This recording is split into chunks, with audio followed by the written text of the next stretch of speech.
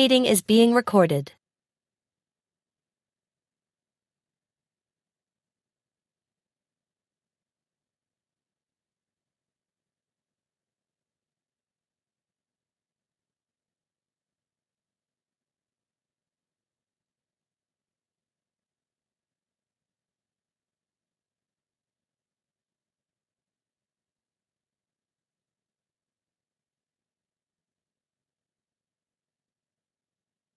And we're about to begin in 3, 2, 1. Hello, everyone. Thanks for joining us today. I'm Dee Dee Laugesen, Executive Secretary for the Committee on the Present Danger China. We appreciate your interest in our weekly webinars in which we expose and analyze the Chinese Communist Party's unrestricted warfare against America and the help being provided to the CCP in waging that warfare by captured U.S. elites.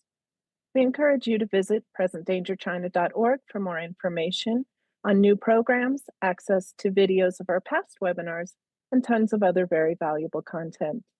Please subscribe to our Substack at presentdangerchina.substack.com and follow us on X at CPD China. For today's webinar, please select the Q&A from your navigation bar to make comments or ask questions, and open the chat for important links and resources we will share. Our moderator is Frank Gaffney. Frank is the president for the Institute of the American Future, vice chair for the Committee on the Present Danger China, and host of Securing America on Real America's Voice Network. Frank, let's get started in 3, 2, 1. Thank you, Dee. Welcome, everyone, to this edition of our weekly webinar series, sponsored by the Committee on the Present Danger China, and brought to you by some of the best minds in the country, quite a number of whom are going to be participating in this particular program. And I think that's in part because of the urgent, character, I guess I'd say, of the topic at hand. It is no secret, of course, that relations between the United States and China are in a turbulent state. That is in part because of the cumulative effects of what the Chinese Communist Party has done to our country for decades in the form of what they call unrestricted warfare.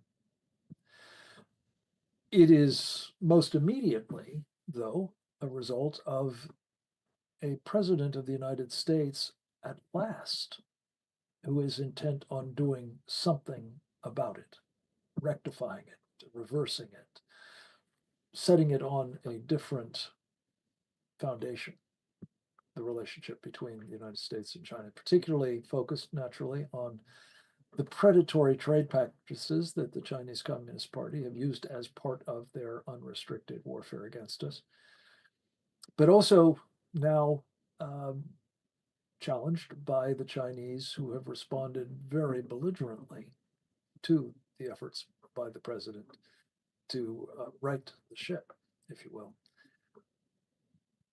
We are now at a point, as our first presenter will speak to, where the possibilities that these turbulent relations may spin off into a very, very unwelcome and dangerous direction. Specifically, adding to the unrestricted warfare and what was formally announced by the Chinese Communist Party in May of 2019 as a people's war, with the old-fashioned kind of war, a shooting war in the near future. We're focusing today on what do we do to stave that off, to deter that kind of war, and to reduce its implications should it occur by putting the United States on a war footing. We have, as one of our presenters, as we often do in these programs, I'm very pleased to say, the chairman of our Committee on the Present Danger China, and I know I speak for him as well as myself, and I think for all of our members, this is a remarkable coalition, and you'll see it very clearly in the course of our conversations today. These are people who are not simply expert in their various fields, who have devoted a considerable part of their professional lives to understanding and articulating what the Chinese are doing in those fields. But they're also doers. They're also people who are working to make a difference in the trajectory we're on and to assure the survival, yes, but also the victory of this nation in whatever contest comes our way.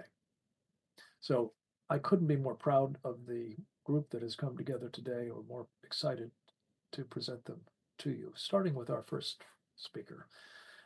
It is often the case in these programs that we do an intelligence assessment, often brief, but always very thoughtful, provided to us by one of the members of the Committee on the Present Danger of China who has a background in these matters. In this case, it will be Charles Sam Faddis, a man who spent 20 years of his professional life working undercover as an agent for the Central Intelligence Agency in some very, very dangerous parts of the world. We have asked Sam to address a topic that he wrote about recently in his terrific online platform and magazine.substack.com, which refers to our moment as very like that of August 1941, when the Japanese responded to pressure from the government of the United States at the time with an attack on Pearl Harbor, not a renewed and constructive interest in parleying. The topic for Sam Faddis is August 1941 2.0. If the CCP has an Operation Z, as the Japanese called their Pearl Harbor attack, in store for us, what will it entail? We have sound by video. Let's go to it now. When we think about where we are vis-a-vis communist China and what's going to come next and how this may play out, I think the first thing we ought to remember is this principle that you hear a lot if you're downrange and you're in the field, which is the enemy gets a vote. It's great that you have plans and intentions and you have a vision of how this will all play out. You should entertain the possibility that the enemy is not completely on board with that plan, and they may decide to take this in a direction you don't foresee. So, summer 1941, August 1941, U.S.-Japanese tensions have been building for years for a whole variety of reasons as the Japanese expand in East Asia and fight in China, etc. And we have imposed a variety of sanctions and taken various measures. But in August, we cut off oil and gasoline exports to the Japanese in response to actions they were taking in what was then French Indochina, so Vietnam, Cambodia, etc.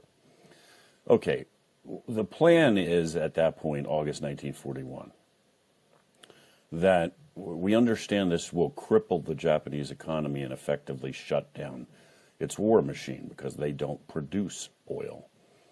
And they don't then currently have access to alternative supplies. So the idea is they're going to have to come to the negotiating table, knuckle under, and we're going to get a handle on this thing. As we all know, I mean, anybody who's paid even vague attention to world history understands that's not how this played out, right? This played out with the Japanese moving more aggressively and in a relatively short space of time launching an attack on Pearl Harbor. So they did not knuckle under. They did not follow the plan. They had a completely different idea. They got a vote. So we're in this confrontation with communist Chinese now. And I fully support President Trump. I think this is, we all know this is way long overdue, decades long overdue. This is not just about tariffs and the price of goods. This is about correcting a fundamental mistake that we made decades ago, where we climbed in bed with the Communist Chinese Party. Okay, so the tariffs that are in place have been ramped up. I think most people perceive that the idea is here we will force the Chinese Communist Party to come to the negotiating table, knuckle under, negotiate, accept this, act, if you will, if I can use the phrase, in a Western fashion, what we would consider to be the way we would proceed, maybe the way, well, the Italians are already proceeding at this point. Come to the table, let's negotiate, let's talk. Let's think about the possibility that they, like the Japanese, will take a completely different route. And let's keep in mind that we're talking about the Chinese Communist Party. Its goal is not economic prosperity. Its goal is not a better life for its people. It's a brutal, thuggish, totalitarian entity. Doesn't care about killing millions and millions and millions of its own people. And it's bent on world domination. So from that standpoint, might they not say the battle is joined? Let's jump. Whatever the timetable was, the timetable is now accelerated, and let's consider the possibilities. So, maybe we could start anywhere. FBI Director Wray, who was generally useless, but every once in a while told the truth, said some time ago when he was still in his position, that the Chinese have penetrated all of our infrastructure all across the United States with a specific goal to basically crash the electrical grid, crash the stock exchange, turn off the water, turn off the lights, and very clearly this is not a data steering thing. It was a data stealing thing. It was this is what we're going to do when we get to the point where there's a confrontation. We will take you back to the 1600s overnight. Okay, well, nobody's changed that. That's the reality. They can do that tomorrow.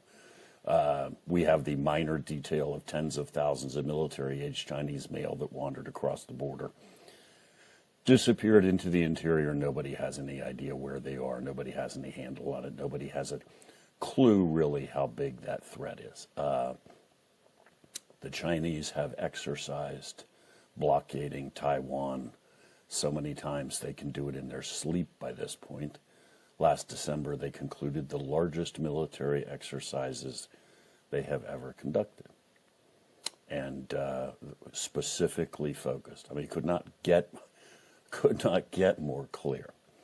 And then, of course, we have the minor deal of their possibility of them flat out invading Taiwan. So the bottom line is we need to think they may take this in a totally different direction. Totally different direction indeed. And that will be the subject of successive presentations. What other directions might the Chinese have in mind for us? How might they weaponize them against us? And most especially, what will we do now, in whatever time we might have left, to negate the opportunities for those various lines of attack to be used decisively against us? A woman who has done an extraordinary job of thinking about this problem and researching it and analyzing it and then presenting it authoritatively in her book entitled China RX, Exposing the Risks of America's Dependence on China for Medicine, and who has joined us today to explore specifically how do we reduce our critical dependency on Chinese supply chains with China RX as a case study. Of course, her name is Rosemary Gibson. We are proud to have her as a member of our Committee on the Present Danger China, and to have her as our next presenter. Rosemary, welcome. The floor is yours. Frank, it's always a pleasure to be with you. Good day to all of you. 7 years ago, we first exposed how dependent the United States is on China for basic medicines. If there's an accident on the Beltway or the Long Island Expressway and you go to a hospital, virtually all of the medicines that you will receive are generic. And China has a chokehold on the starting materials that make virtually all of those medicines. So our dependence is greatly pronounced. This occurred when we opened up free trade with China, and China engaged in all illegal trade practices, dumping, driving out competition in the United States, in Europe, and even India. We can virtually make no antibiotics or antivirals in this country. So in the event of a bacterial-related pandemic, we are totally dependent on an adversary. In the case of ivermectin, which has received a lot of attention lately, China controls the fermentation for virtually all of the ivermectin that is sold worldwide. Given that dependency, what can we do? The dependency, by the way, has increased over the past 7 years. And year over year, China is presenting to the FDA, registering with the FDA to produce more and more and more of the key ingredients, active ingredients in generic drugs they intend to sell to the United States. Our military is dependent, all of us. So what can we do? There are 2 steps that can be taken immediately, and that is we have federal government entities that are large purchasers of generic medicines. We can ramp up production by investing in those companies and also having our federal agencies and departments purchasing from these companies. I'll give you an example. There's a antibiotic facility in Tennessee, and they're making amoxicillin, and they're getting the API from a trusted source in Europe. When we had a shortage of ampicillin during a very difficult time, the federal government didn't call, hospitals were not calling, and this is a company that's ready to serve our country, ready to solve a problem to protect Americans from the ravages of infectious disease. So we need to identify them and support them. There's another dimension that is opening up on this front, which is perhaps even more insidious, and it alludes to what Frank, you mentioned. In 2023, the Defense Department started testing generic drugs. They did so because the FDA has not been able to keep up. And we're beginning to see early results from this testing. We're seeing products coming in, commonly prescribed medications, and 13.4% of them have manufacturing defects in 2 ways. One is they are not pure. Our medicines are supposed to be pure. They're not supposed to have carcinogens, not supposed to have arsenic, lead, cadmium, and other things that just should not be there. But we are seeing samples of those that contain those very, very distressing chemicals that should not be there. The second thing we are seeing is that some products are not manufactured properly, and so they don't have proper efficacy. That is, they don't work. They're not dissolving properly in the body. So we're seeing these samples come through, and this is just the beginning of a small number of generic drugs that are being tested. So what do we need to do? I would urge that the Department of Defense ramp up this testing rapidly. If you want to take down a population, take down a whole country, it's not difficult, as we've seen with illegal fentanyl, with counterfeit drugs that China is spiking with illegal fentanyl and killing tens of thousands of Americans every year. I would encourage us to rapidly expand this independent testing of generic drugs, especially to include those that are used in the White House pharmacy. They're likely in the crash cart at the White House, in Walter Reed, and these are the same drugs that are used in every hospital across the country. So that is the first step to ramp up independent testing of generic medicines. The second thing is the Buy American. Let's support whatever domestic manufacturers are here that have excess capacity. And in the meantime, let's buy from our partners active ingredients and stockpile those so that we're not left if China takes some action against us. I want to say there's been also advances in making these key active ingredients right here in the United States using advanced manufacturing processes. We can do it. We have the capacity. We need to bring together public-private partnership to make it happen. So that's what we're working on to actually begin to solve this and give direction for what our government and private sector patriotic Americans want to do to solve this very vexing problem. China could take us down without firing a shot, and all the infrastructure would be left intact. It's fixable, and we have a plan to do so. God bless you, Rosemary Gibson, for the plan and for your efforts to help with its execution. We're going to talk more about this in the Q&A, I think, in particular, what specifically can we do as a community of people concerned about all these things to encourage the Trump administration to move smartly on the execution of the plan. We're going to turn next to a woman who has, among other things, a background in anti-submarine warfare and education. And her experiences in both of these settings, as well as the work she does at the American Freedom Alliance in educating the rest of us about the issues of the time. She was the driving force behind a wonderful program that our Committee on the Present Danger of China and her American Freedom Alliance jointly undertook to take many of the messages and quite a few of the speakers, as a matter of fact, in this program, on the road over the 5 months leading up to the election in November. Her name is Dr. Karen Sigeman, and we've asked her to speak to some of her insights from her time in pedagogy, the correcting of the Chinese penetration of and influence operations inside American schools is the topic that we hope she will speak to. Karen, welcome back. It's good to have you, and over to you. Thank you so much, Frank, and it's a real honor to be among you today. Really an august group.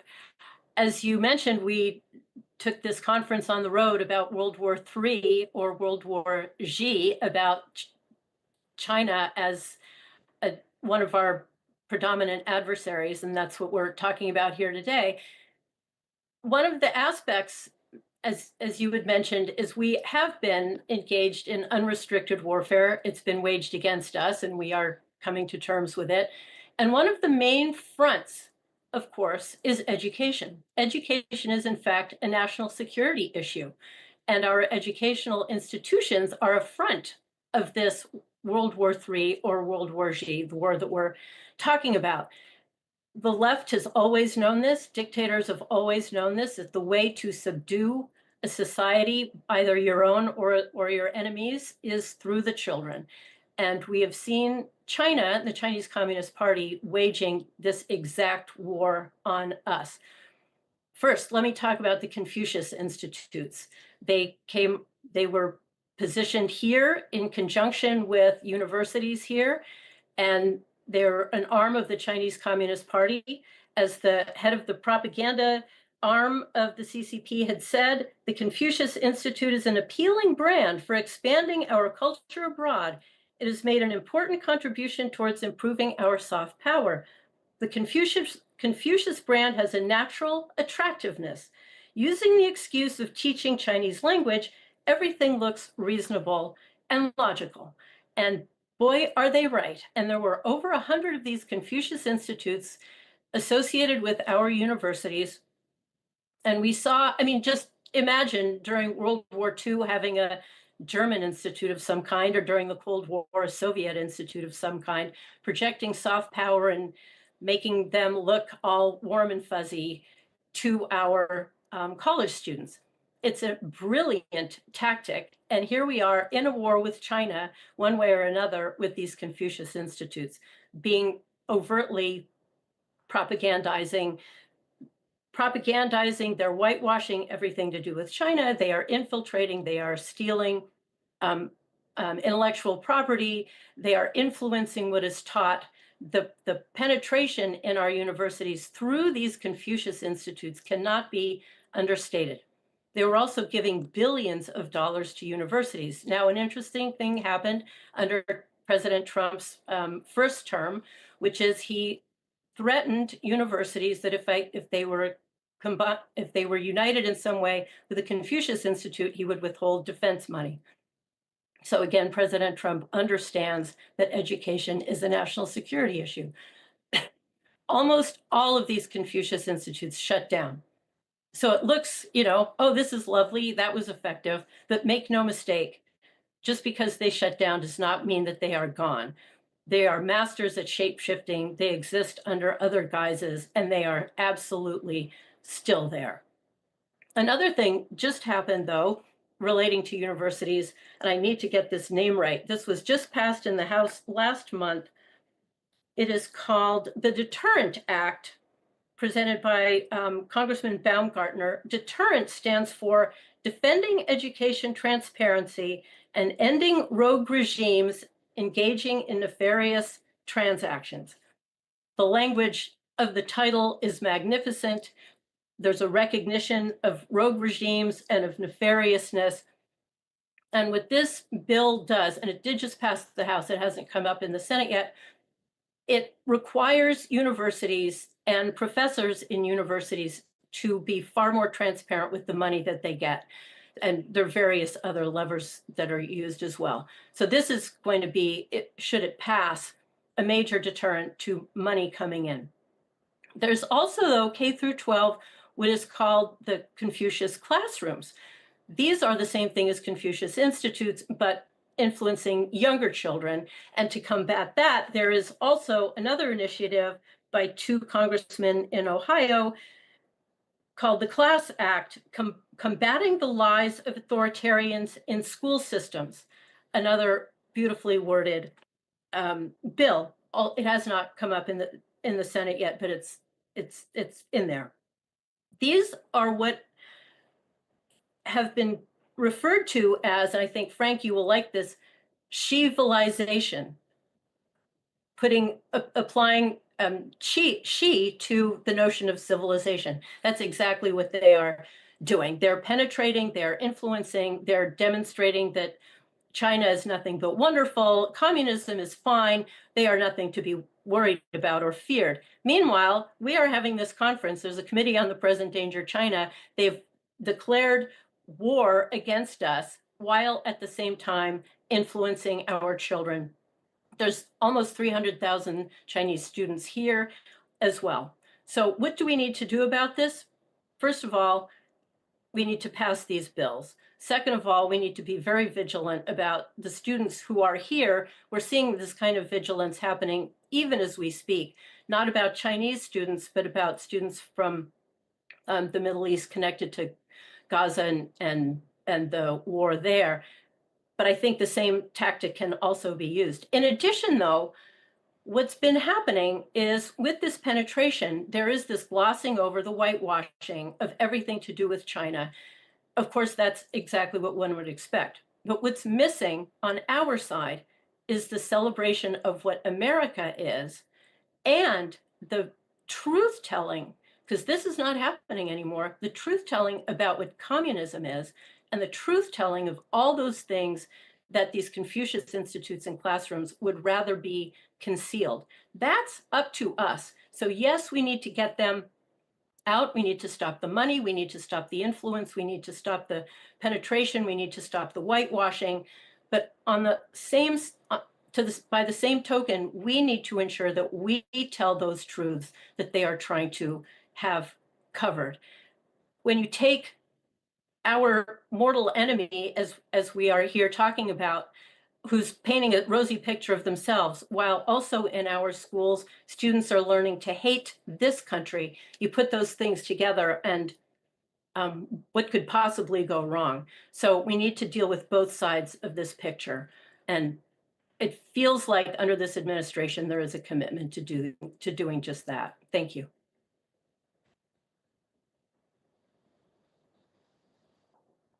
Sorry. Thank you, Karen Sigeman.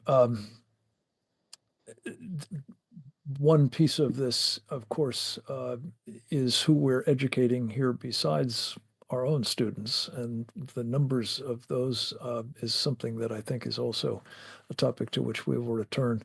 The 330,000, I think it is, Chinese nationals in this country, just as students, is a very serious national security problem, I believe. We're going to turn next to Lieutenant Colonel Germont Leari. He is a very, very formidable forward area observer veteran, and perhaps as a result of his training and expertise in uniform in that capacity, he is able to bring to us profoundly important insights about what is taking place in the land in which he currently resides, in Taiwan, and among our various allies spread over the vast reaches of the Western Pacific. And we are grateful to him for joining us. He is, among other things, a fellow in the Taiwanese Ministry of Foreign Affairs Institute of National Defense and Security Research. And the topic he's taking on is the kind of rapid capacity building that we could help enable for America's Pacific allies, both with a view to maximizing their contribution to deterrence and, if necessary, their warfighting impact alongside us. Colonel, it's great to have you with us. The floor is now yours. Thanks, Frank, and thanks to all the other speakers for highlighting the threat that the Chinese Communist Party presents to the rest of the world. I'm going to be very broad and then very precise in my comments about what's going on here. We all know that China is practicing blockades and invasions of Taiwan, and has gotten to the point where, as Sam Faddis had said, it could switch from and Admiral Paparo has said, of Indo-PACOM has said that they could switch very easily to executing either of those, especially the blockade, fairly quickly. Based on my analysis, I've come to the conclusion that sort of this slow buildup that we're trying to do in Taiwan with the Taiwanese military, with the U.S. helping them and also sending them to the United States, is too slow. And I think deterrence has failed. And I think we need to break the glass and do something that will change the dynamics that we currently have. In a recent article I wrote in early March, I analyzed all the different possibilities, and I came to the conclusion that the way to change the dynamic is to use two tools that we've used in the past.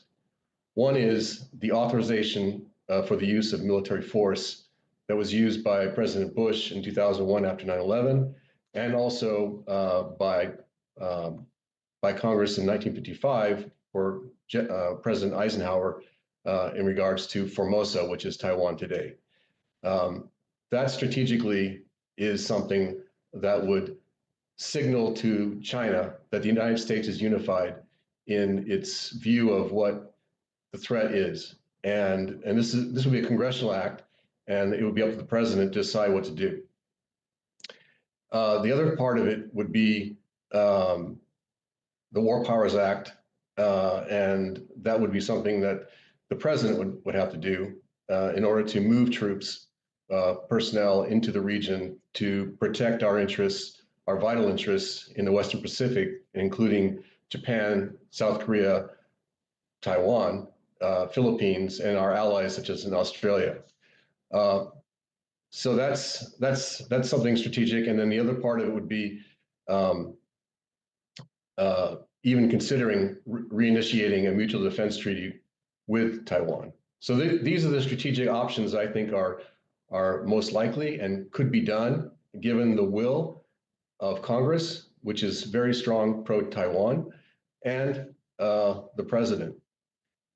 Now, what are some of the things that we can actually do on a more operational and tactical level? So one of the things that's going on is that there are many countries that have weapon systems that are being phased out, and oftentimes they just get destroyed. You know, we always hear about an aircraft carrier or battleship that's retiring in the United States Navy and it's being cut up into razor blades and it's gone. So instead of doing those kinds of activities, we should think of repurposing them for other countries. I'll give you a specific example. Japan has E2Cs. These are command and control airborne early warning aircraft. And they recently bought E2Ds, which are the more advanced versions. And these E2Cs that they have very few hours on them, and they're going to decommission them.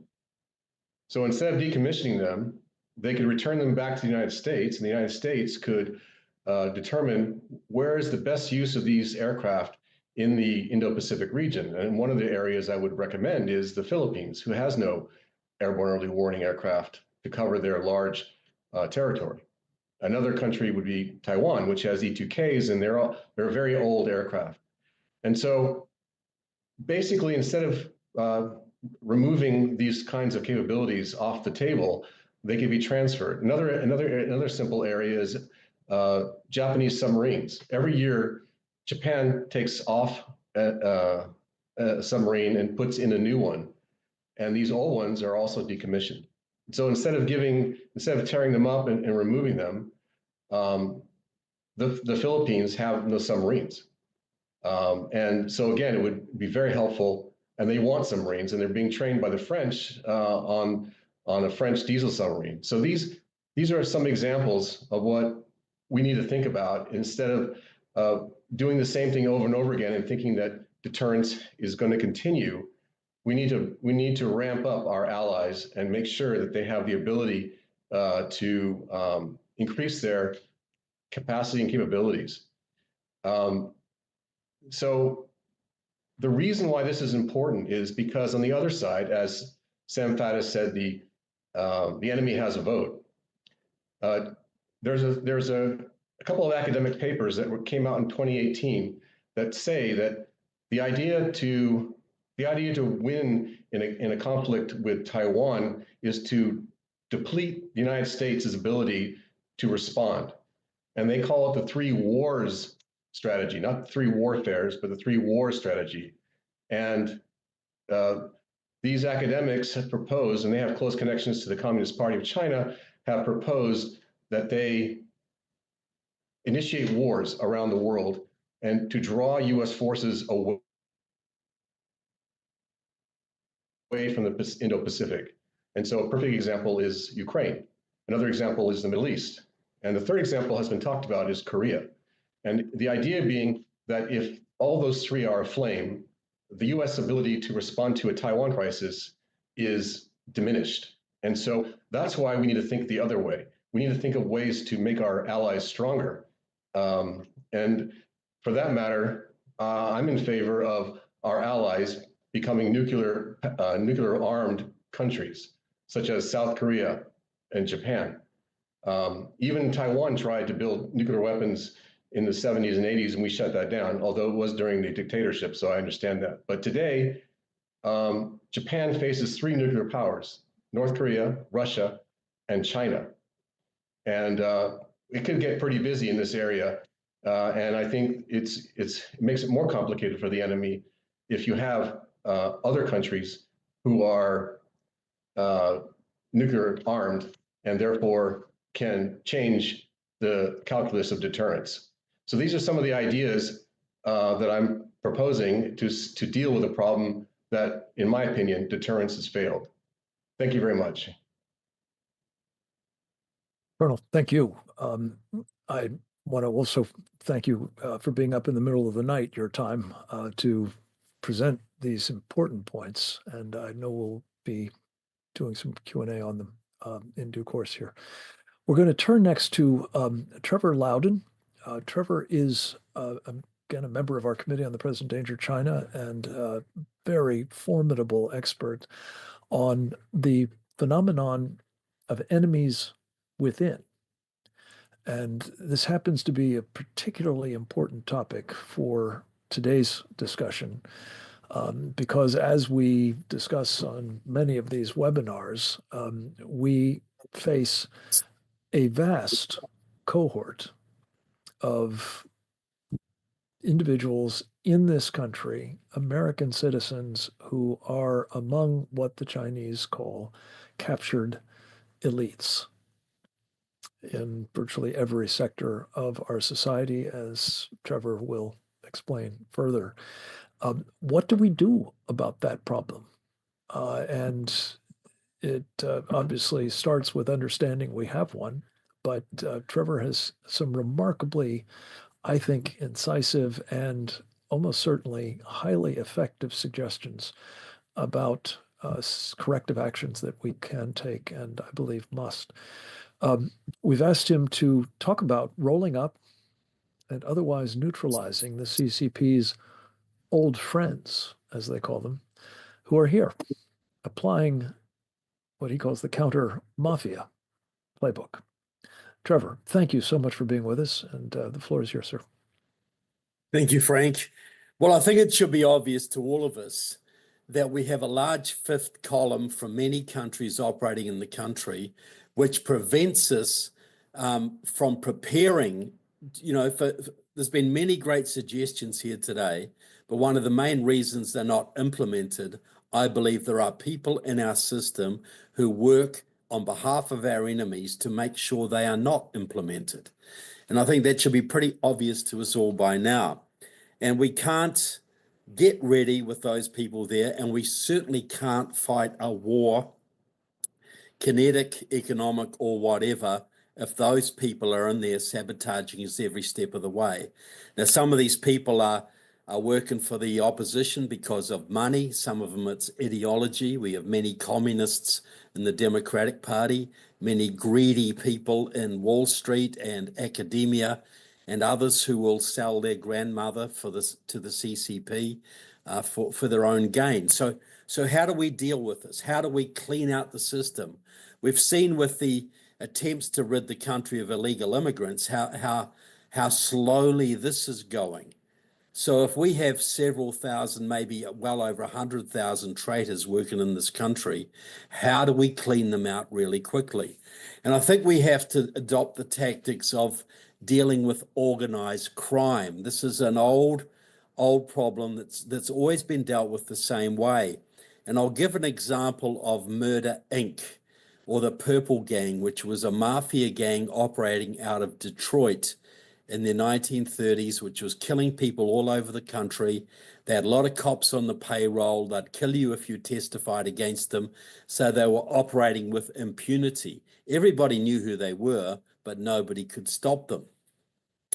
So Thomas Dewey, the Republican prosecutor from New York, who later stood for president, was brought in to take these people down. And he personally interviewed 1,200 young men to form a very small, untouchable squad. He got the best, the bravest, and the brightest, a bunch of incorruptibles to go after Murder, Inc. And they would go out there and they'd find some low-level supporters of Murder, Inc., low-level associates. So they'd get them for bank robbery or burglary or extortion or whatever. And they'd say, here's the deal. We've got you for 5 years jail, or we can give you witness protection, immunity from prosecution, if you rat out the people above you. And they started to turn people. And then they would get the next level, and they would turn the next level. In 3 years, they had the leadership of Murder, Inc. on the electric chair. They executed about 4 or 5 of them, and the organization was kaput. It was gone. This is the same way the British took out the Thuggee gangs in India in the 19th century, capturing low-level people, giving them amnesty if they would rat out their friends. The same way that the mafia gangs are often attacked. Rudy Giuliani did a lot of this kind of stuff against the 5 families of New York. So how does this apply here? Well, we have huge numbers of Iranians, Chinese, Russians, Cubans, cartel, and many other foreign operations on our soil, buying our politicians, co-opting our academics, buying our media people, etc. It's a deep-seated problem. So how do you get rid of it? Well, we've got Kash Patel as the head of the FBI now. Patel could either set up a new unit inside the FBI or a separate organization and quickly gather an elite squad of people dedicated to rooting out foreign infiltration, traitors, etc. from the system. People from the IRS, people from sheriff's departments, people from special forces, detectives, not many people from the existing FBI or CIA, etc. New people, very compartmentalized, so if we get any rats, it won't affect the whole lot. And then when that is firmly established and the mission is established, the president would declare a 3-month amnesty for all traitors in America. Every foreign national, every American who is working against the interest of America has 3 months to either leave the country permanently or come forward and register their name with this new organization. You would see hundreds of thousands of Chinese leave. Russian mobsters would sell their mansions in Miami, take off. Iranians would clear out. You'd see a mass exodus of traitors from the country. The domestic people would be faced with a choice. I come in and register my name. I get immunity from prosecution if I tell the truth, but I got a rat on all the people who helped me. If I don't do that, at the end of 3 months, they're going to have a lot of evidence and they are coming after me. And I am going to get the maximum penalty before the law. I'll be in Leavenworth for the rest of my life, maybe even worse. What do I do? Most people get into treason because they get in a business deal they didn't understand. Their family is threatened. They were found in bed with somebody they shouldn't have been in bed with, or whatever. Many of them want a way out, but there is no way out now. The Chinese have their hooks in them. If they get caught, they'll go to jail. So they just keep doing it. Give them a way out. Give them the same way out that the Purple Gang got and the Indian thuggies got. Let them come forward, spill their guts, testify in court. You would see a meltdown because every foreign intelligence agent in the country, every Iranian wouldn't know if the senator they were paying off had taken the deal and was wearing a wire, and the senator wouldn't know if the Iranian had taken a deal. All these networks would just melt down. You would have hundreds, if not thousands of people coming forward to seek amnesty. You would have so much evidence to take down the recalcitrants. It would be just unbelievable. So you'd see a huge clear out of foreigners. You'd see a whole bunch of people coming forward. All these networks would melt down. And the few people that had to be prosecuted would show the American public just how deep the problem was. This would have to be without fear or favor. If it's Republicans, if it's Democrats, it doesn't matter. There are traitors in both parties. We know that. And you would get a mass clean out, and the American people would finally understand how deep the problem was and would support the security measures going forward necessary to make sure this doesn't happen again. The laws are already there, FARA, all of this. None of it's being applied because the problem is so endemic and it affects both parties. This is a time for a new agency to be set up to just go ballistic on these people, drive them out of the country, prosecute them if necessary. But here's the point. We're a Christian nation. If people are willing to repent, there should be an opportunity to forgive. Thousands of people would seek forgiveness and repent and spill their guts and we would have a trove of information that would take us years to get through. But what I'm saying is this: we need to do this quick. And that is the quickest way to clean out thousands of traitors. You can do prosecutions and clean out little rings here and there, but we're dealing with a problem that may be hundreds of thousands of people. Certainly in the tens of thousands, there's no question. We need to get rid of 90% of those people real quick, and an amnesty followed by rigorous prosecutions of recalcitrants and a new agency specifically to deal with this problem, I think is the only way that's going to get the job done in the time frame that we have. And I think there's no problem more urgent than cleaning out the traitors so we can get the stuff done we need to do, and cleaning out the traitors so if we get in a war, we're not sending our troops into compromised operations and sabotaged operations before they start, like we did in Korea, like we did in Vietnam, like we did in Iraq, like we did in Afghanistan. We suffered, and troops suffered in all of those wars because of traitors in the US government. Does anybody disagree with that? So I think that is the way going forward, I believe. John, Trevor, thank you so much. This is an extremely important facet of the larger issue we're going to be dealing with in the course of the program today, and I'm so grateful you made yourself available to talk about it. Next up, we've got Colonel John Mills, United States Army retired, the man with a very distinguished background in uniform as a psychological warfare officer in the Special Forces. He has also distinguished himself in public service out of uniform in the Pentagon Office of the Secretary of Defense, the National Security Council, Department of Homeland Security, I believe the Department of Energy. He has gotten around. One of his specialties in the service to our country was in contending with cyber warfare, among other military challenges. And we've asked John to join us to talk a bit about the CCP's cyber typhoons, as they've been codenamed, and other military threats that we must contend with now while there's still time. John Mills, thank you so much for being with us, a distinguished member of our Committee on the Present Danger China. The floor is yours, sir. Well, thank you, Frank. It's an honor to be with you and the other members and the audience. But yeah, let's several issues.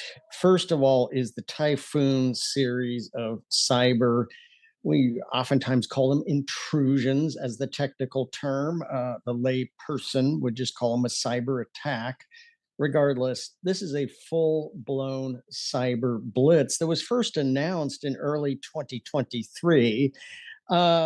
It's in many ways gotten a big ho-hum. Now let's fast forward to an event that was just revealed. I think it was the Wall Street Journal was the one who received it. Might explain some of the shakeups in the U.S. cyber situation, cyber leadership. In December, in Geneva, the outgoing Biden team met with China to talk and dialogue about the cyber push and shove ongoing. And it's not insignificant. It is a full-blown cyber attack. Well, China, so they met with about 12 senior Biden officials, met with their counterparts in Geneva. I was not there, but I am having been involved in a lot of such sensitive dialogues and interpreting what I read and other input. Essentially, China responded and said, yes, we're the ones who are conducting a full-blown blitz across the entire U.S. critical infrastructure. It's because of U.S. support for Taiwan. So what? What are you going to do about it? Well, it's not in the DNA of the Biden committee to do anything about it. You know, it's the same, their same mantra is no matter what the situation is, if we push back against cyber intrusion, we just create more cyber intrusions. Same thing they said about dealing with Al-Qaeda. If we fight back against Al-Qaeda, we'll just create more Al-Qaeda. This is just the utter fecklessness.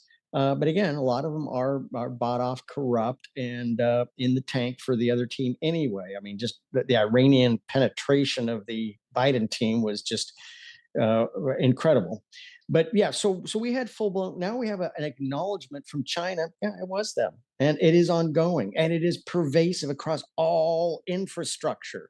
So let's go through some of these infrastructures. Now, I am not saying, and Colonel Mills is not saying, that the recent spate of aircraft accidents on the ground and in the air are a result of Chinese cyber intrusion. However, having an extensive experience with air traffic control systems, these are extremely brittle and were designed, even ADS-B, Automatic Dependent Surveillance Broadcast, which is air traffic control in America and really essentially around the world, is brittle and was not designed. When we were designing it, I ran that program in the 90s as a test case up in Alaska. And why would anybody want to break into it? You bet the Chinese are breaking into that. So it causes great uncertainty. They're the maritime equivalent, AIS, Automatic Identification System. We've had a number of maritime situations. We've had a large Taiwanese container ship suddenly decide to do a hard left rudder in the middle of the Suez Canal a few years ago. Well, how did that happen? Well, it's been shown that malware can be injected through radio frequency. You don't just have to be hooked up hardwired to the internet. But hey, we had a ship run into a bridge in Baltimore. We still don't have a complete review of and findings on that. And was there a actual look into the understanding of cyber vulnerabilities of maritime infrastructure is very nascent and weak. And it's been traditional that the first thing, just like terrorist attack in New Orleans, within 30 seconds, you have the FBI senior officials saying no foreign terrorist involvement. Well, how do they even know that 30 seconds into the situation? But so there's a very weak knowledge. But again, we've had a change out in leadership. Now, some of the narrative is, oh, we're having a Chinese attack. This is horrible that General Hawk at NSA was relieved. Well, hold on a second here.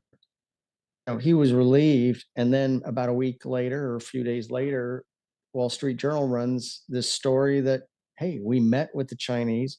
It was the Chinese. It is the Chinese. And the Chinese are essentially saying, it's about Taiwan, and what are you going to do about it?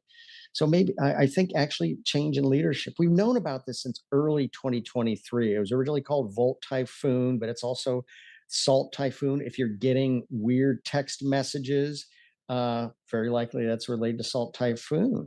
There's so many aspects of critical infrastructure, but it was General Hawk, who's now gone. It was FBI Director Wray, which Sam has pointed out is right at least twice a day, like a bad clock.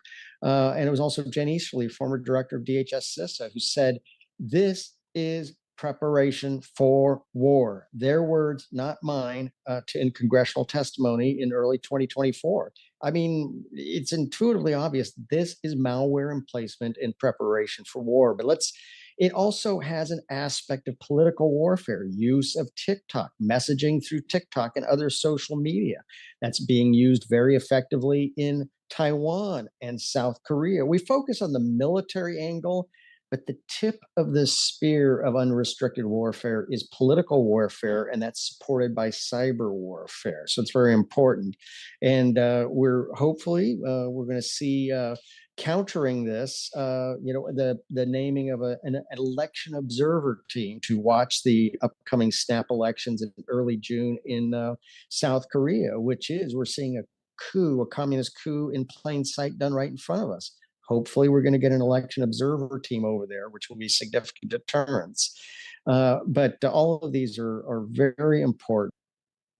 It raids our industrial base. This is a relentless cyber onslaught we are facing, and it is preparation for a war.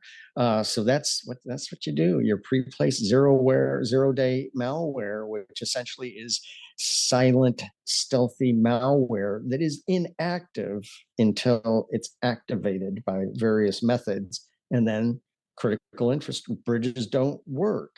Power systems suddenly stop. I mean, there's reports China has been in our power network since the early 2000s.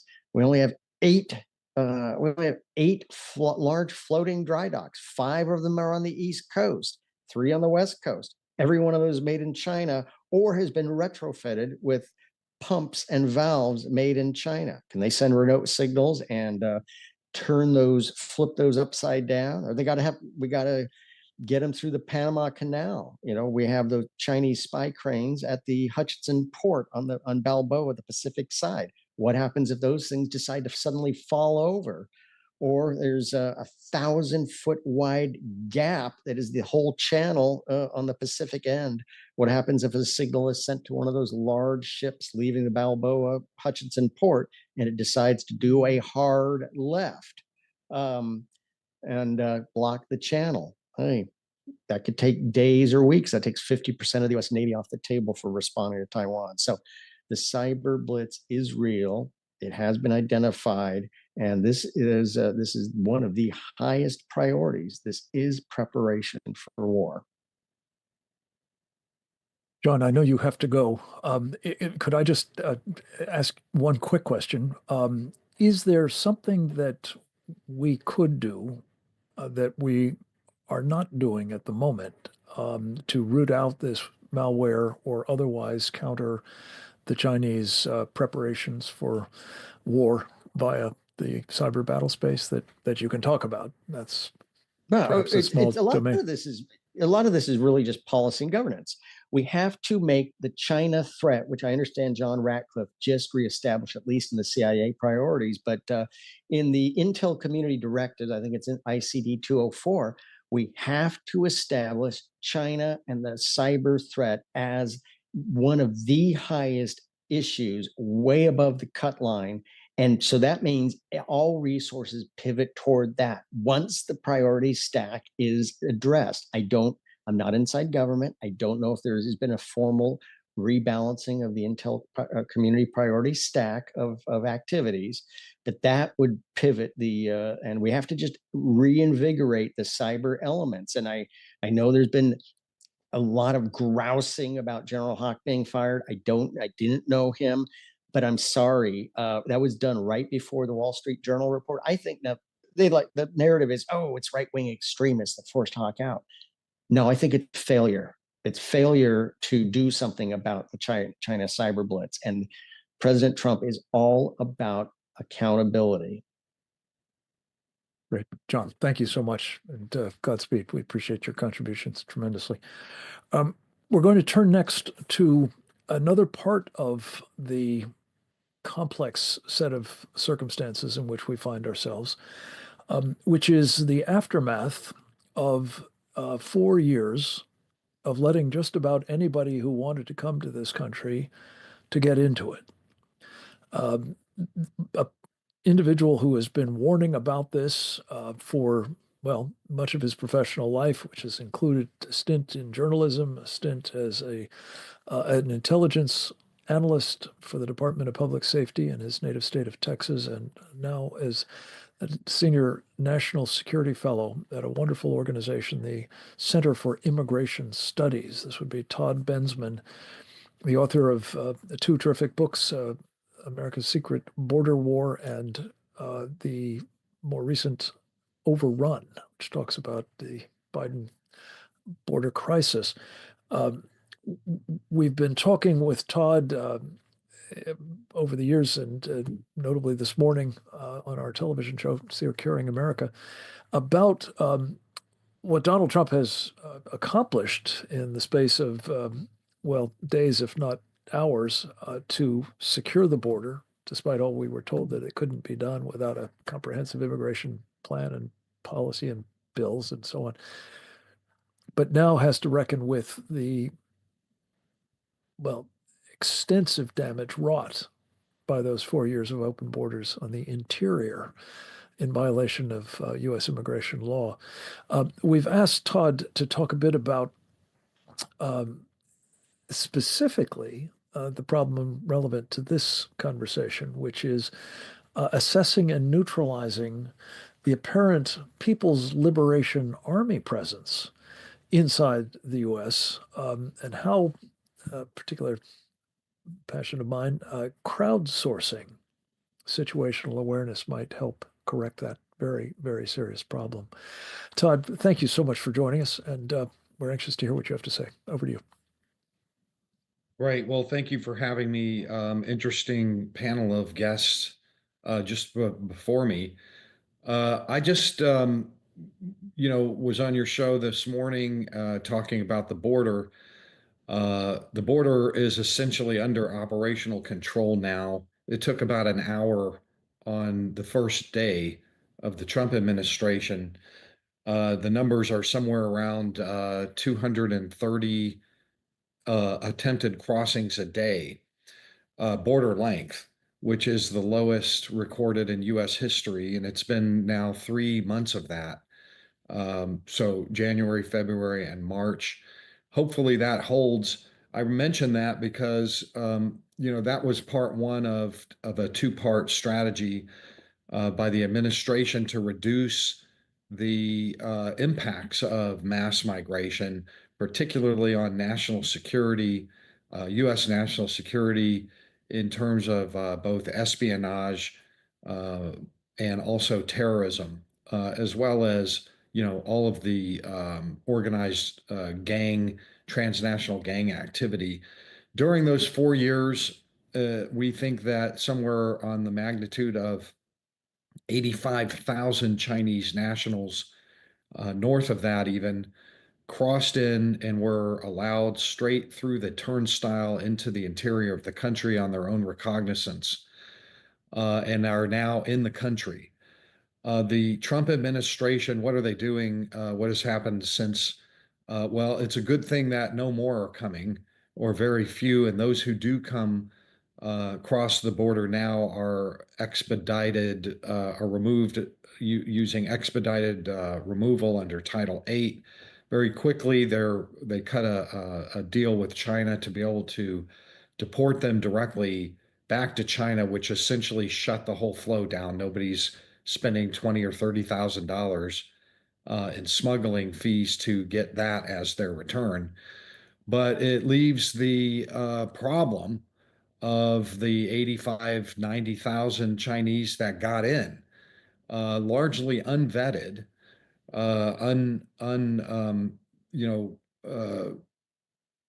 let's just say not mined for it from a counterintelligence perspective in any way.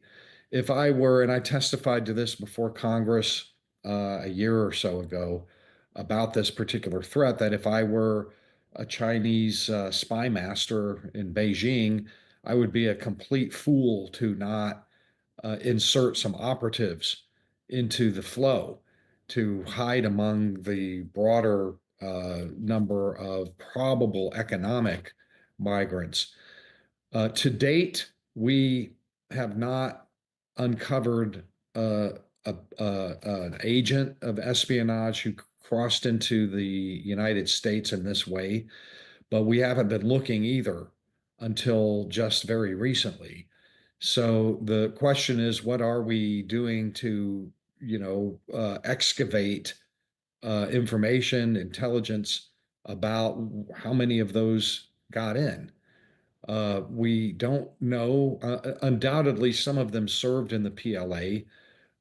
I've met many Chinese in 6 or 7 different countries south of the border. I personally met them, interviewed them, photographed them. They are, by and large, military aged, fit, well resourced men and women, mostly men, coming in small groups. Price no object whatsoever, the best equipment. These are not dishwashers coming here to, wash your dishes, or masseuses or something working in, massage parlors or any of that. These are going to be China's elite, in my opinion, people that are well appointed and probably very well educated as well. You can just kind of tell when you're speaking to them. They're all very well coached. None will ever really talk to you or answer any real questions. They're coached not to.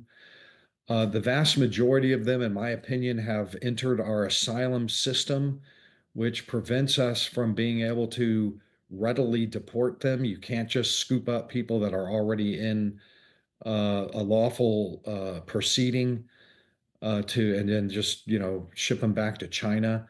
And by the way, I'm not sure what's happened to our cooperative agreement for China to take back our deportees in light of all of the tariff and the trade war going on right now. But the administration did approve or pass a what I regard as maybe its most important executive order, which is called Protecting the U.S. from Foreign Terrorism and Other Public Safety Threats. And what that allows and mandates the national security enterprise to do is to backdate security vetting for people that are considered national security threats, and that very likely includes Chinese nationals. The problem is that we don't really know what they're doing about that, how they're operating with that. We know that there is an increased emphasis in the interior on rounding up Chinese who have been involved in criminal acts and who are out of status, have already been through the system and denied, and that's about it. And to the extent that we're deporting them and putting them on flights back to China, it's unclear whether they are undergoing counterintelligence interrogation to determine who they are. We have to remember that, if spies, and we know this from legal immigration under the student and scholar visas, when they have been caught, and many of them have been caught in recent years and put through prosecution, we can see how well trained they were. They got away with it for years and years with pilfering our intellectual property, our dual use technology, getting it back to the homeland. And then as soon as they were caught, if they weren't arrested, they were out of the country as fast as possible. So we have to assume that they're well trained if they came in over the border in evasion. I like Trevor's idea a lot about creating a system of kind of carrots and sticks. If you just come forward, we're going to cut you a big break and talk. If you don't, and we catch you, it's going to be the hooskow for 100 years or maybe worse. I think there's absolutely no problem in my mind with an idea like that. But it's not assured that you could get a program like that until we find one first. We have to find one, put them on prosecution, and then that should open the gateway for a program like that, make it much more easy. But in any case, there are intersections, natural intersections for the FBI and regular federal law enforcement to interrogate and do the backdated check for vetting on Chinese nationals while they're in the asylum system. I want to tell you also that most Chinese, from what I'm seeing out there, are actually being approved for asylum in the United States. I'm running from the Chi-Coms. I hate the Chinese communists. I'm being persecuted for being a Christian or whatever it is, and they're getting approved for these claims, which sets them up for additional applications for adjustment of status to a green card later, and then eventually citizenship. And so there are these intersections where we can now affirmatively interrogate and do screening that never got done at the border. But it's just going to be prolonged. 85,000. I mean, just you can see the challenge there. It's needle in a haystack. But it's still so early on right now that it's hard to tell what the administration is doing besides just moving some of them back to China. I hope that they are trying to mine these men and women for signs of espionage involvement or government involvement or PLA. They were sent here as PLA and that sort of thing, but it's very early on. And I'll just leave it at that for the time being. Thank you so much, Todd, and we will definitely come back to you with a question on crowdsourcing before we're done. Dave Walsh is up next. Dave is one of our duty experts on all things related to energy. He has served in a variety of capacities as senior executive in the energy sector. He understands what has been done to our grid, as well as what must be done about what's been done to our grid, among other aspects of energy security. And we wanted very much to have his contributions to this program because Trumpet team has properly made energy security a top priority, and we need it to be. We're anxious to find out to what extent has this sector been particularly targeted by some of the attacks that John Mills was talking about earlier, and other means of subverting the bulk power distribution network that we rely upon for virtually every aspect of our lives in modern America. Dave Walsh, it's great to have you with us. We were hoping you would talk about how we protect the energy sector under these circumstances, mitigating both grid and supply chain vulnerabilities. Over to you, sir. Well, Frank, I want to build on Dr. Karen's good commentary relative to the propaganda war that on carbon here that they've successfully prosecuted through their participation in the International Panel on Climate Change, UN, through their COP28, 29 meetings, the Chinese basically subverting our energy supply of electricity in this country from 2017 to now. The proliferation of their equipment, solar panels and battery storage with inverters in this country has really sapped the energy system. Reserve margins used to be about 22% in the US, now they're 14.9%. That's a full 32% reduction in the headroom for the hottest and coldest days on meeting electricity demand on those hottest and coldest days by the system. So they've done that. But all that's been done through in the last 6 years, including this year, which is really over for new power generation additions of power plants being wind and solar, they've received 210 billion worth of exported content value in doing that to us. Solar panels, inverters, and battery storage, which they control 87% of the world's supply chain for. So they've got our investor utilities on board with this. Most of our states, red and blue alike, on board with this destabilization of our energy capacity, our electrical capacity. If you look at the last 5 years, 6 years, 2000 to this year, a full 91% of what's being installed by utilities are part-time intermittent devices, largely coming from China. 70% of that is solar panels, batteries, and inverters, no longer wind. We've had a lot of political rhetoric on both sides about anti-wind's over. The new weapon of choice of the Chinese to destabilize us and add to their balance of trade surplus is batteries, storage, inverters, and solar panels, representing about 70% plus of what's now being installed here. Equally high cost, equally ineffective. Over that time period, we've really had that whole 6-year time period, a 0.4% growth in energy from electricity because of the short capacity of that stuff. Batteries work 2 hours a day. Solar power works about 4.5 hours a day, a 21% capacity factor. Batteries about 8% capacity factor. Therefore, we have not added at all to our electrical energy manufacturing power generation capacity while they've been massively benefiting from imports. So we've got to stop the incentives on this. As we continue the solar and battery storage incentives and inverter incentives in our tax code, which are as high as 42% between the PTC and ITC, we're actually paying more money based on a percentage of incentivizing tariffs.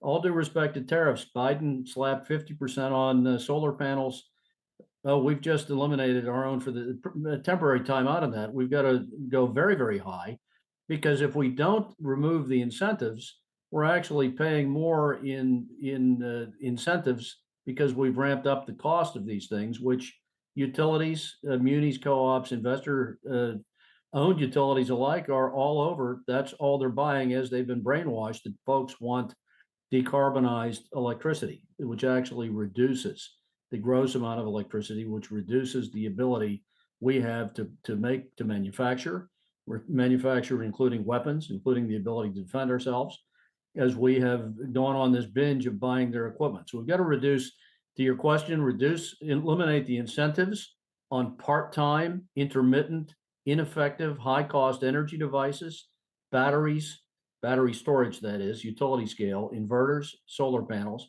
eliminate the incentives, and go ahead and take actions to cease completely the shutdown of any baseload continuous duty power plant, be it nuclear, be it fossil, of any kind, to allow the U.S. electrification system to begin to recover in a reasonable way, using localized American gas for gas-fired power generation, baseload, where it works all the time.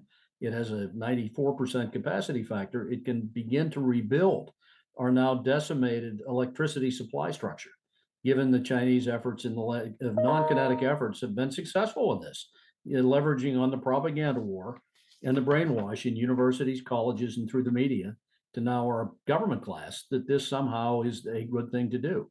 So these are the critical steps necessary to at least bring this non-kinetic activity that they've been underway successfully for about 10 years to its knees.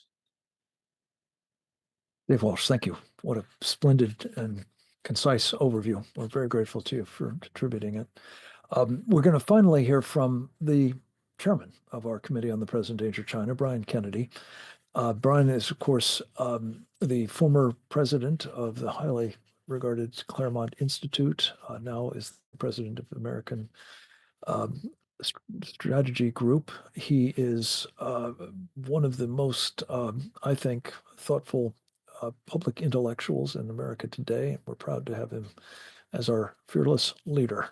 We've asked him to talk about a subject that he has thought hard about and written extensively on and championed as long as I've known him, under the general rubric of protecting America, specifically by deploying the Golden Dome, as President Trump calls it, and to conclude this program with a call to action.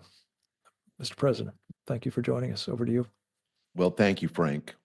Great to be with you, Frank. And also, let me say happy Good Friday to all of my fellow panelists and the audience with us today. Thank you for spending some of your Good Friday with us, and I hope all of you have a very pleasant Easter this season.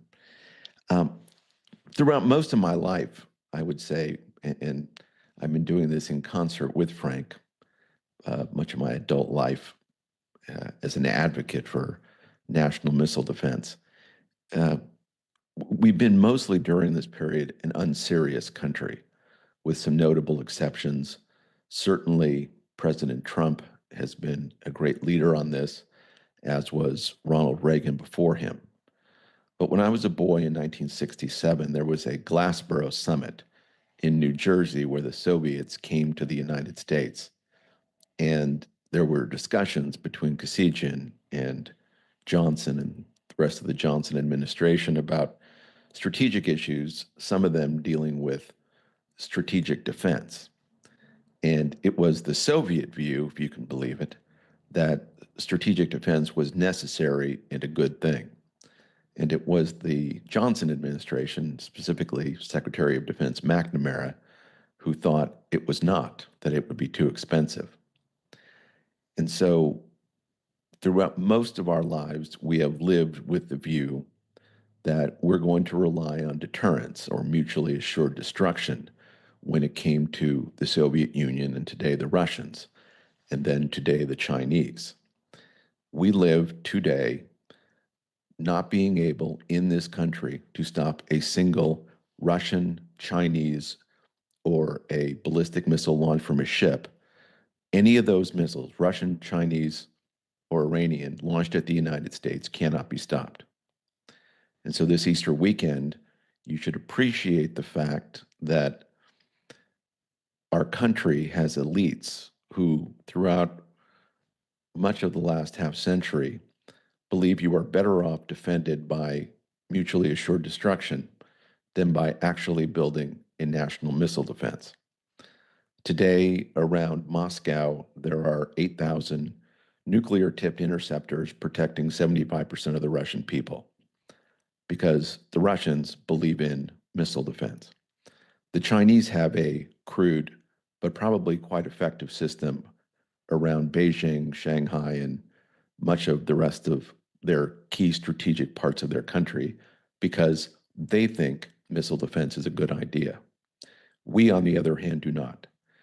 In the face of that, President Trump seized on what President Reagan had talked about in 1983, and on January 27th of this year, issued an executive order called the Iron Dome for America.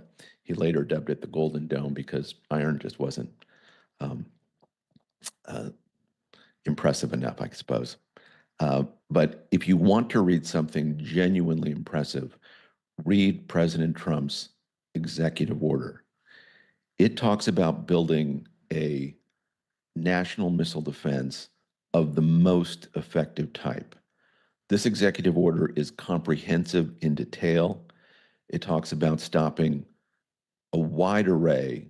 Imagine any form of attack on us from missiles, whether it's a strategic ballistic missile, a cruise missile, a hypersonic missile, anything of the kind. President Trump has asked the Department of Defense to develop an architecture and an immediate plan for development and deployment in the United States. That was January 27th. They had 60 days to submit that. It's not been public on what that architecture looks like, but I'm led to believe that parts of that have been given to the White House for analysis and evaluation. Thankfully, today we have people like Elon Musk and his ability to build rockets, and Palmer Luckey and Anduril Industries that can develop interceptors of the kind that were developed and discussed, excuse me, not developed, but discussed in the 1980s. There was such a thing called brilliant pebbles that would be capable of shooting down enemy missiles in flight, in the boost phase of the flight primarily. Today, I think we could also develop a system of space-based lasers that would be quite effective and absolutely necessary for defending the country. Now, most Americans will think, well, golly, we should already have had those things, shouldn't we? Or don't we have those things? Or aren't we already defended? Don't we have some missile defenses? Well, we have a crude system in Alaska and also in California. It's a very limited missile defense system. It could stop a few North Korean missiles from coming through. But in terms of a comprehensive Golden Dome defending the United States and eventually defending our allies, we do not have that. Tomorrow, Holy Saturday, Steve Witkoff will be in Rome discussing with the Iranians their nuclear program. Now, why is he doing that on Holy Saturday? Because the Iranians are a proxy of communist China. The Iranians probably already have a nuclear weapon, but we're going to be discussing with them whether or not we can incentivize them to get rid of their nuclear program altogether. Now, let me say to the audience that these are not abstractions. During the Bush administration, Secretary Rumsfeld gave a press conference once where he described a rogue nation testing the ability to launch a ship-based ballistic missile from a barge and then launch the missile, explode it in the high atmosphere to simulate an EMP weapon, and then to sink the ship so that we wouldn't know who launched that weapon. So our enemies have been thinking about How do you destroy the United States? The Iranians were the rogue nation, we now learn, that were testing in the Caspian Sea the ability to launch a ballistic missile. And they tested it, and they exploded the dummy warhead in the high atmosphere. They did that to simulate an EMP weapon that if it exploded over the center of the country, or if several missiles exploded over the country, our electric grid would be destroyed. The transformers that distribute the power would be destroyed. The kind of energy Dave Walsh was talking about would be no longer.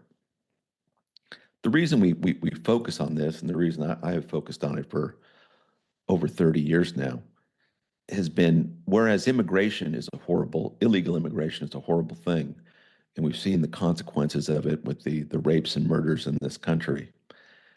As horrible as those aren't existential. They won't cause the United States to lose constitutional control of this country.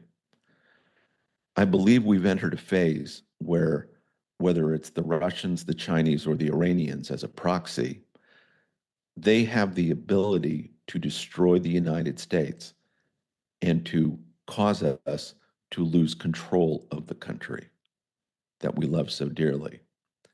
If one of those EMP weapons went off, we're losing power, and that power is not coming on. By some estimates, almost 300 million Americans would die for lack of food and water. That's existential. You lose your country under those circumstances. That is intolerable today. It should be intolerable to all Americans. This is one of the reasons President Trump has proposed and is so serious about this Golden Dome, that we Americans, we're not afraid of dying. We're afraid of not living as free men and women, controlling our destiny for ourselves. Our enemies, whether it's the Chinese or the Iranians as their proxy, they wish our destruction. We have to operate today as if that is the case. And so let me, on this Easter weekend, remind people that if there is a single thing that you should be concerned about, is preparing yourself to live in a world where our enemies, who do not value human life the way we do, the Chinese have killed hundreds of millions of their own people. Their leaders have talked about, hundreds of millions of their own people dying in a nuclear exchange. The Chinese don't care about human life. The Iranians are essentially a death cult. Those are our enemies. They are working diligently to destroy us. We pray that they choose not to do so, because as of today, we would destroy them. That would be a most unfortunate set of circumstances. We have a unique opportunity to get this right. President Trump's Golden Dome has an architecture built into it that will protect the United States. The one thing I would emphasize is that Golden Dome should be worked on as if our lives depended on it. We should be working 24/7 on this program, like the Manhattan Project in World War II, where we developed nuclear weapons. We should be working with that same level of intensity today to build a national missile defense, to protect us from our enemies who wish to destroy us with these nuclear weapons. When the president has these intense discussions regarding Iran, or over Taiwan, or over any hot spot in the world, the thing that is going through his mind, and this is true of any president, is, will this escalate to a nuclear confrontation? If it is, what will happen? Today, our only alternative is nuclear war. Better, and this is true of both President Reagan and President Trump, both of them thought, better to avoid nuclear war, build the kind of defenses to make sure that the United States is defended, so that we don't have to resort to nuclear war, and that we can defend the United States from all attacks. We have failed to do that for the past 60 years. I pray that we are working around the clock to turn this into a reality. Talk to your congressmen, talk to your senators. They should be taking this that seriously. You have a president in Donald Trump who believes in it. We now need to rally to support him to turn this into a reality. And if anybody doesn't take this seriously, I think you can look. It wouldn't take much to look at what Communist China is doing today in their preparations for Taiwan, the fact that they've engaged in biological warfare against us, they engage daily in chemical warfare against us with fentanyl, and their overall plans for war. We will either build this missile defense or we'll suffer the consequences. And let me say again, thank you, Frank, for organizing this discussion. I can't think of a more important topic right now. And let me thank everybody who joined us on this Easter weekend to be part of it. Great, Brian. Thank you so much.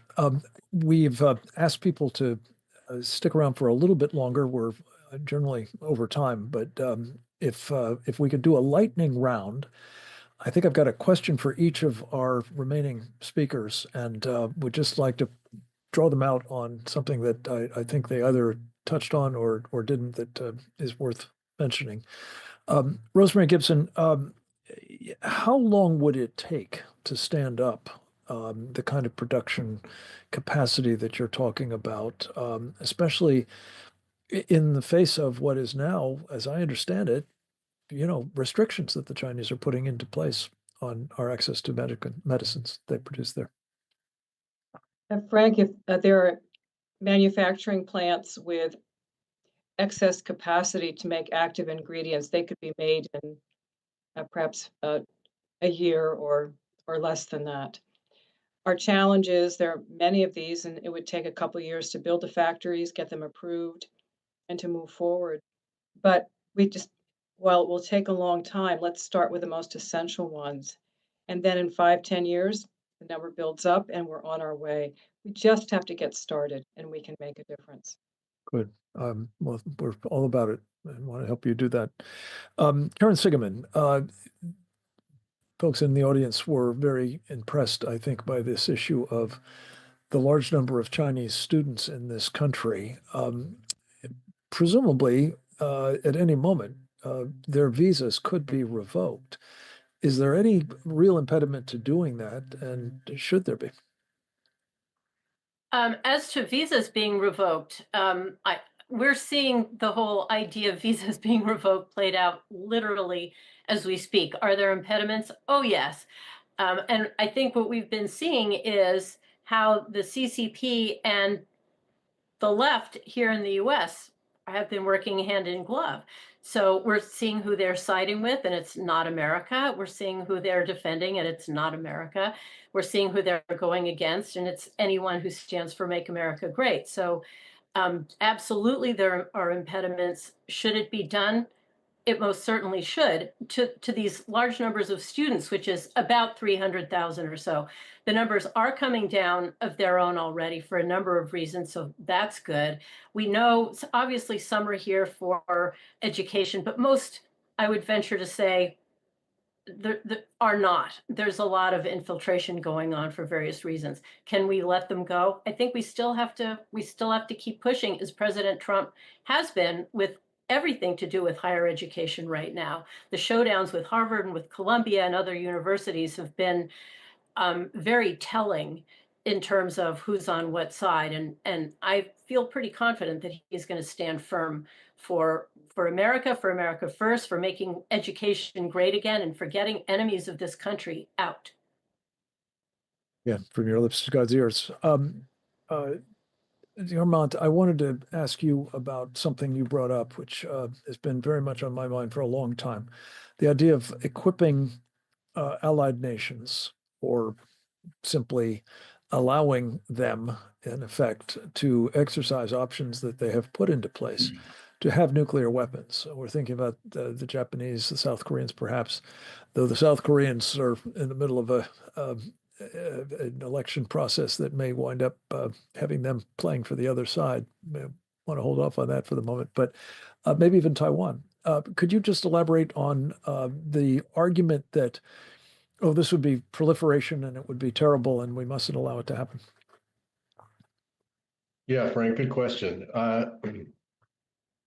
Let's be blunt. The adversaries are building up their nuclear weapons, whether it's China, which is doubling almost every year the number of nuclear weapons they have, going from 200 now to 600, and probably in the next 2 or 3 years up to over 1,000 and 1,500 by mid-2025.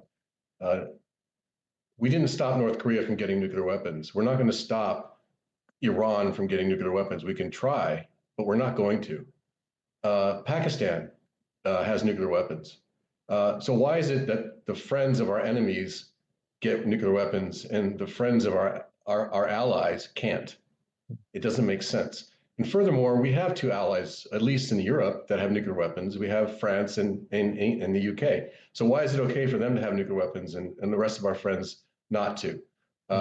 We have trusted friends in Israel and India, but they're not part of an alliance structure of our nuclear umbrella. But hey, they're able to defend themselves. Why can't we promote that idea to our key allies, especially ones that are threatened by nuclear weapons? Remember that Ukraine had over 3,000 nuclear weapons, some of which were their own tactical nuclear weapons, and the UK and the United States forced them to give them to Russia. So, right. and Russia was part of that deal. And so, imagine if they had kept their nuclear weapons, we wouldn't be in the situation we are now. So it doesn't, in any way I look at it, I just think it's pretty arrogant of us to think that we should be the ones to control the nuclear weapons and we're the big guy on the street. Well, we don't have a lot of assets and that can multitask all around the world, all these different enemies that we have. And so I would argue that, especially with allies, we have mutual defense treaties with Japan and South Korea, and in Australia. I mean, everybody wants non-proliferation. I get it, but we're not. Our enemies are moving in the other direction. So yes. Why we are so intransigent, to make the square peg fit into the round hole anymore? It doesn't make sense. So that's my argument. Got it. Thank you so much. Trevor Loudon, I just wanted to shamelessly plug a book that Dee Dee Loggeson and I put together based on the first 70 or so of these webinars, called The Indictment, which is about prosecuting folks like those you've been talking about in connection with your counter-mafia tactic, friends of China that have done such harm to our country and the Chinese people as well, for that matter. The idea is that in the court of public opinion, at a minimum, there should be a prosecution. And I just wonder how that would feature into what you're talking about. I don't know of anybody who's done more to name names in connection with, legislators and executive branch officials and business leaders and others. But is there a place in your strategy for simply creating this sense that these are people who are in fact engaged in treason and should be held accountable for that as well? Well, as I think Todd said, it would be good to start out right now with prosecutions. The FBI, and they know a lot of the traitors in this country, and I think there should be. We know the Iranian rings in the defense establishment have never been cleaned out. So I think we should start with prosecutions straight away, and that would lead, people would start to see what was happening, and then you bring forward the amnesty idea. You take a little bit of time to build up a force that can go after these people, and then you bring out the amnesty idea, because people want to see accountability. They want to see some prominent people in orange jumpsuits. Mm-hmm. So I have no problem with the prosecutions, but we can't prosecute 100,000 people. Yeah. And I think these are the kind of numbers that we're dealing with. Yeah. But if we can prosecute 1,000 and amnesty 99,000, who can then stack shelves in Boise for the rest of their lives, that's fine. Yeah. You know, Well, as long as they, you know, as long as they cough up, as long as they are willing to tell their story in public. I guess simply suggesting that in addition to the formal process, which inevitably does take time, as we're seeing in the various court challenges that we're seeing around the country today, there may be other things that could be done to name and shame, and that ought to be done as well. Well, yes, yeah. Like, let me turn next to Todd Bensman quickly. Todd, one of the ideas that we talked about on the show earlier today that I just wanted to share with the audience, in terms of raising awareness about the problems you very helpfully illuminated in terms of the numbers of Chinese military-age men, seemingly PLA, inside America at this point. This notion that crowdsourcing is kind of a next step for helping to find them, helping to identify them to the authorities, and hopefully get them out of the country right quick if we can. Could you comment on that as a component part of what has to be done here, enlisting the help of the American people? Well, sure. The Trump administration in its agenda, its apex agenda, I'll call it, to mass deport our way out of this problem, to clean up the country. It's going to be difficult to. We're already seeing it, that it's difficult to build target lists in sufficient numbers to reach the. I think what they're looking for privately is 1 million a year to deport. So they need to multiply their forces any way they can, whether that's to private contract their way into building those target decks or using the general public. There's a long history in this country of doing just that. That's what Say Something. See something. Yeah, See Something, Say Something is all about, for terrorists, and it's been effective. They're contemplating using more modern versions of this, apps where you can say, hey, I see a bunch of guys at Home Depot, and then you can earn cryptocurrency and things like that. You can report on your phone. I think those are going to draw some litigation, but so be it. Yeah, inevitably. Thank you, Todd. And I'm mindful that the See Something, Say Something was in vogue for a time, but also that we saw it practiced recently. This fellow, I think Mangione is his name, who's allegedly the murderer of the United Health executive, was picked up on the basis of a tip from a guy flipping burgers in Altoona, in an Altoona's McDonald's. So it works. It does work. Let me turn next to Dave Walsh. You, I don't think touched on it, maybe just slightly at least.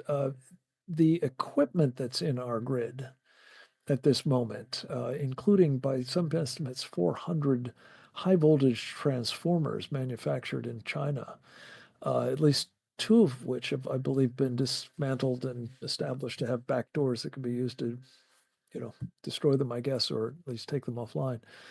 How serious a problem is that? And is there anything that can be done to mitigate it in the near term that we're focused on here?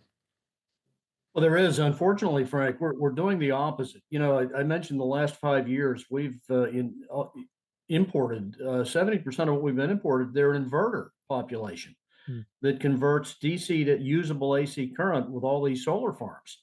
Not so much the panels, but the inverters can contain sensors to do exactly the same thing regionally at these utility scale solar farms and on rooftops. They're all made in China. So you've got the same issue that's actually been unexamined on an import basis. In that case, adding to the 400 transformers that could be contaminated with sensors. Yeah, we did discover 2 of them were indeed as such, and we haven't investigated the rest of the equipment that is well exposed to this. And I just want to quick add to Brian's good commentary on the EMP.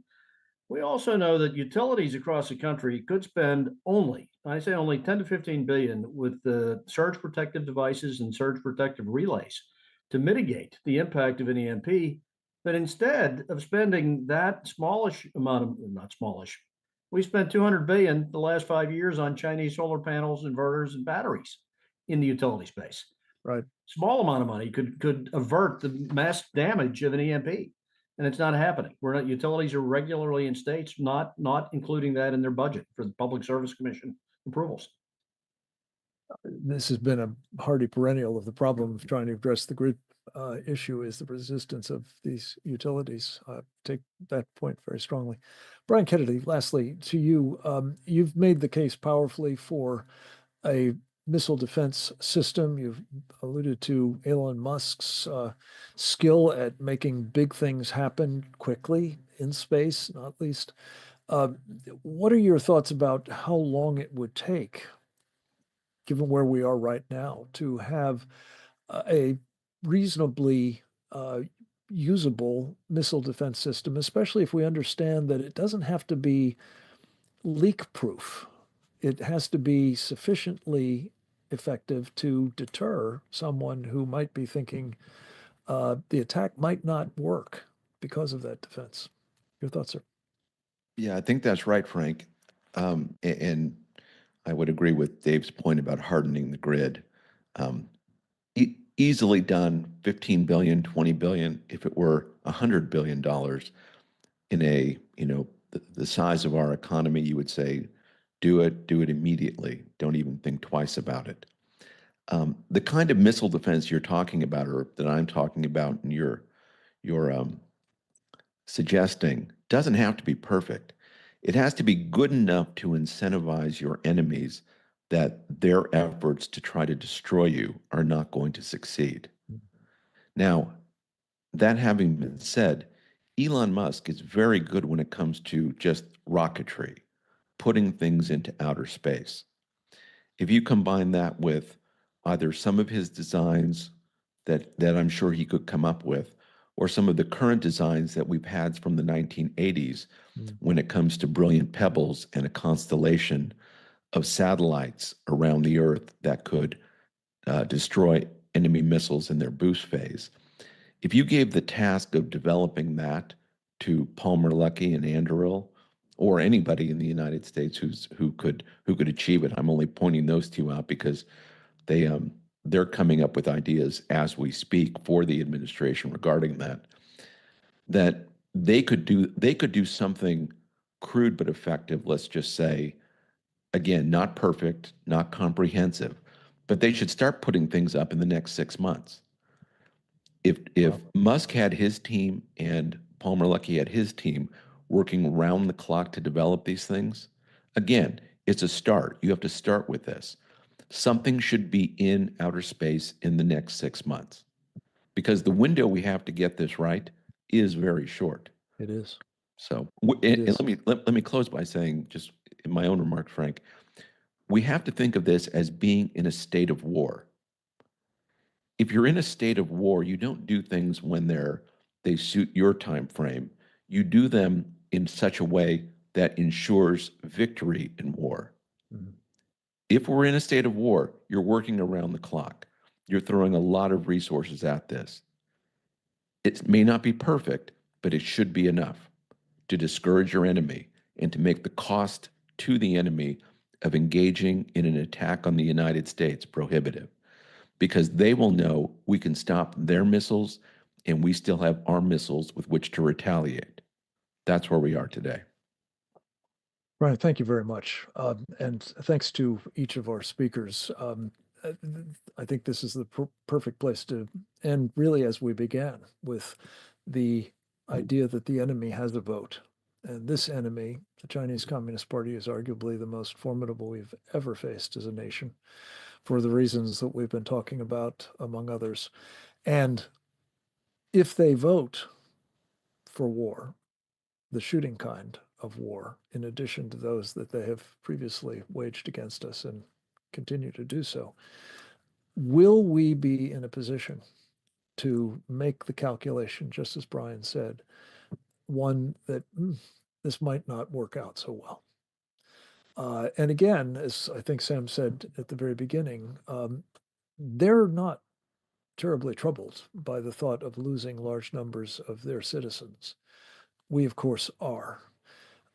But still, if they are persuaded that as a result of, among other things, the great ideas that have been surfaced here in the course of this program, that it isn't likely to net out to their satisfaction, we may prevent what, again, some have called World War III, but I think of as World War G, and assure that our country and our children and our children's children continue to benefit from the glories of this nation under God that we have been privileged to live in and serve in our various ways, and that we want to render intact to those that follow us so that they may do so as well. I want to, on this Easter weekend, thank God for the privilege of being in this country and having this historic opportunity to preserve it. If we rise to the challenge and we help President Trump and his team do that as a national priority. I want to thank all of you for bearing with us through this rather long presentation. I hope that you have found it informative and inspiring. We urge you to follow all of them, the webinars, ones we've done, some, I think 210 of them by now, and those that will be coming up. If you haven't already subscribed, please do so at presentdangerchina.org. God bless you and keep the faith. Didi, back to you. Thank you, Frank, and thanks to all of our panelists. You're welcome to drop off. A video of this webinar will be posted to presentdangerchina.org within a day of our program's conclusion. Please share this and our other programs with your elected representatives, colleagues, and other networks. For webinar notices, updates, and news, subscribe to our Substack at presentdangerchina.substack.com and follow us on X at CPD China. Join us again next week for another installment of our Committee on the Present Danger China webinar series on the CCP's unrestricted warfare against America and the free world, and how the CCP captured elites betray the USA. Thanks for joining us. Goodbye.